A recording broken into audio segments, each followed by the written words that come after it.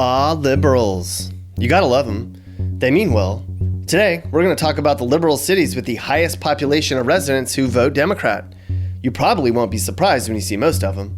It's the places with the most boycotts, taxes, protests, and oddball laws. But are these also the places with the most crime and poverty? We'll find out soon enough. We're going to visit cities like Portland, which has a huge homeless problem, and Seattle, which also has a huge homeless problem. And we might even see a couple surprises as well. So, get out your protest signs and yell and scream for about 13 and a half minutes as we bring you America's most liberal cities.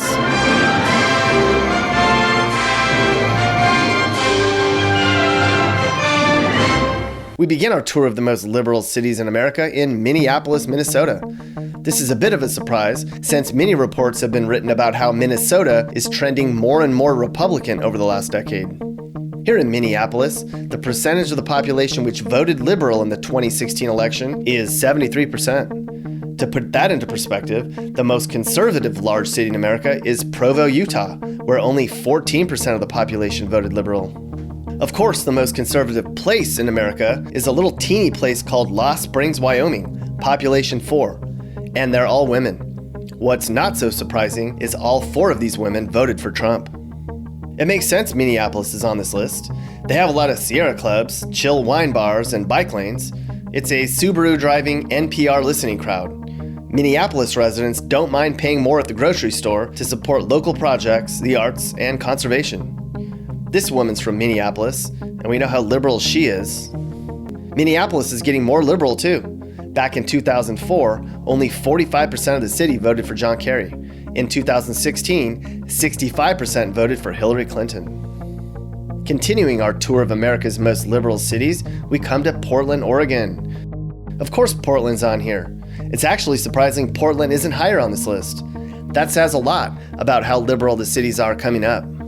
In Portland, 74% of the population is liberal.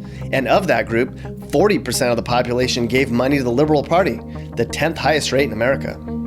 How liberal is Portland? Well, too liberal for liberals. This guy says he's a lib and left because it was too far left. The homelessness here is a huge problem. Half the people arrested last year were homeless people. In fact, Portland ranks first in the country for number of homeless people on its streets at 3,800 people. To put that into perspective, there's only 22 entire cities in Wyoming with more people than Portland has who live on the streets. It's a very environmental friendly, feed every stray dog, hacks me till I die kind of place. People in Portland think the conservatives in the suburbs and the rural areas are uncool. People outside of Portland think Portland people are crazy. And boy, do they hate Donald Trump in Portland. Let's call one of them. Hello? Hey, is your son home? I think he's playing video games. Let me check. Billy, phone! Hello? Hey, Billy, there's a Donald Trump rally tomorrow in Portland. What are you going to do? I'm going to have my mom wash my tights, and I'm going to go there and get arrested. That's what I thought, Billy. Down with Trump! In the 2000 elections, Portlanders voted for Al Gore at a 65% rate. In 2016, it was closer to 80%. We're going to the Deep South for our next city, surprisingly, as we come to New Orleans, Louisiana. This might come as a surprise to you too, but the population here is very poor and minority-driven, both of which tend to vote liberal in droves.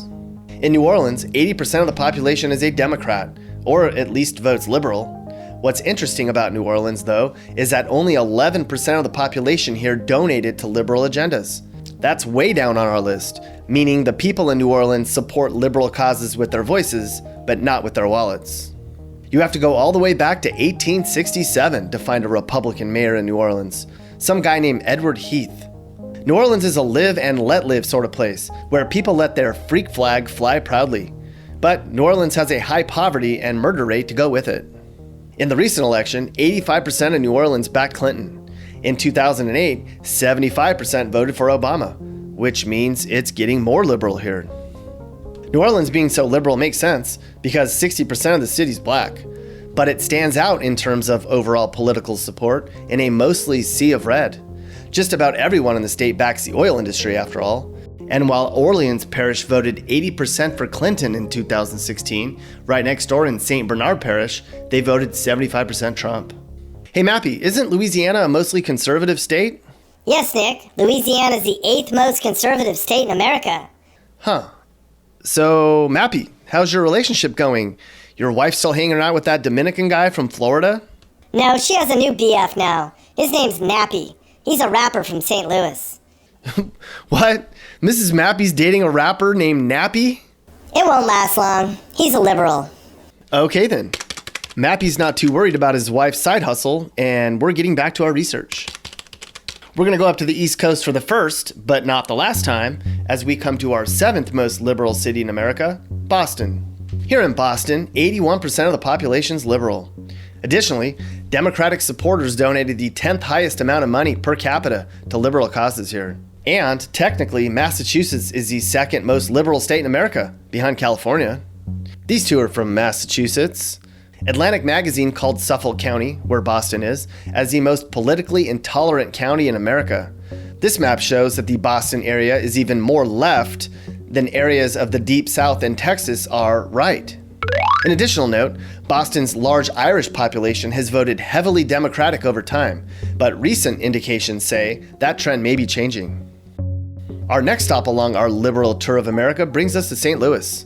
This might also come as a surprise to many, but in fact 80% of the population votes Democrat here. St. Louis citizens have voted Democratic Mayor Francis F. Slay into office since 2001, making him the longest-serving mayor in the city's history. However, the city has continued to battle with one of the nation's highest murder rates. Most of the city of St. Louis supports Democratic causes, but the surrounding St. Louis County does much less so. Interesting. I like St. Louis. It's where I met my new boyfriend, Nappy. Yeah, I heard about this guy. What's up, Nappy? Sup? Mappy doesn't think you guys are gonna last long because Nappy's a Democrat. I don't care what he does, as long as he keeps buying me jewelry. Okay, I don't know what that just was. But in 2008, 82% of St. Louis voted for Obama. In 2016, 75% voted for Clinton. So it's getting less liberal then? All right, we're going to go back to the West Coast again as we come to our 5th most liberal city in the U.S., Seattle. Of course, Seattle's on this list. Now, politically, Seattle votes left for sure, but socially, Seattle might be the most liberal of all. Being a younger, technological community, it's home to lots of younger minorities who tend to vote left in droves. Seattleites will tax the heck out of themselves to pay for pretty much anything. And of course, the homeless population is fraying the city at its edges. What's interesting is that in 2008, Seattle residents overwhelmingly supported Barack Obama. In 2016, they favored Hillary Clinton less so, by about 10%. So are the voters in Seattle changing their tune at the polls? Back to the East Coast we go. Are we seeing a pattern here? As we come to our 4th most liberal city in the US of A, New York City. Here in NYC, the liberal support is about 82%. New York's current Democratic mayor, Bill de Blasio, isn't really liked by New Yorkers, despite the fact that the New York economy is doing well and crime's really low. But the state's liberalism is driving longtime New Yorkers away in droves. New York lost more people than any other state did last year. Some people in New York City want Rudy to come back. The left's newcomer, AOC, has stated she wants to hike taxes at an extremely high rate to pay for social programs.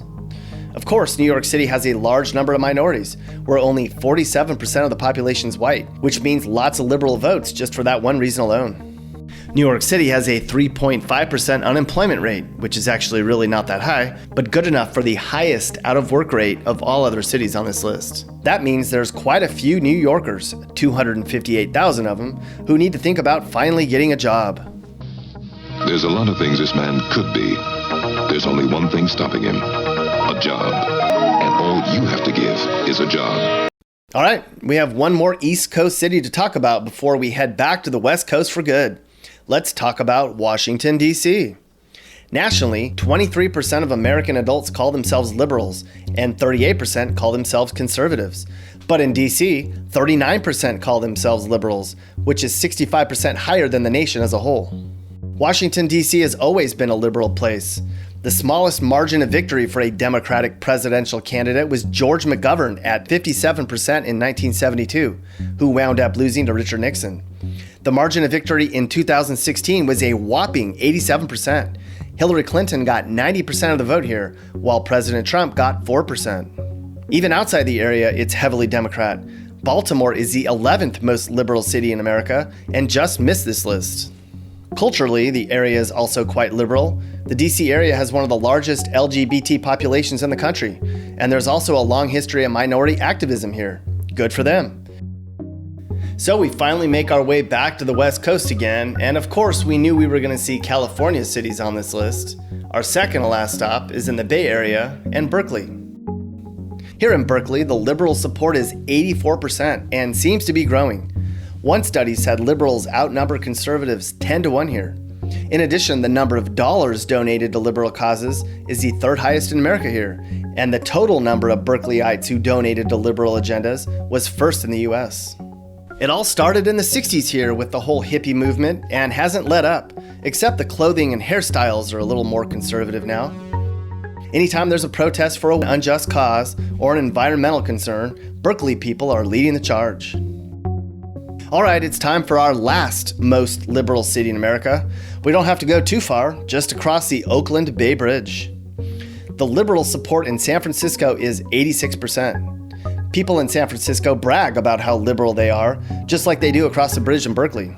Many have taken note of the growing number of liberal elite in San Francisco, who are high earners, but who are out of touch with the interests of those whom they vow to protect. Some call them limousine liberals. San Francisco is on another liberal level. What's interesting, though, are the voting trends in San Francisco. For instance, in 2016, Hillary Clinton got 90% of the vote. However, the skyrocketing rents here are causing many of the non-conformist types to flee across the bay, making Oakland the new hotspot for liberals in the Bay Area. Seems like San Francisco's counterculture movement can't afford their own lifestyle anymore. There you have it, the most liberal cities in America. In case you're curious, here are the most conservative cities in America. Okay, so that's it. We're sure we're going to hear the many protests and threats and calls to action in the comments section from all the liberals. The end. Hey guys, if you learned something new or you just like this video, make sure to like it. And if you really like this video, make sure you hit that subscribe button so you get all of our videos about what it's like to live in different places in America. Peace.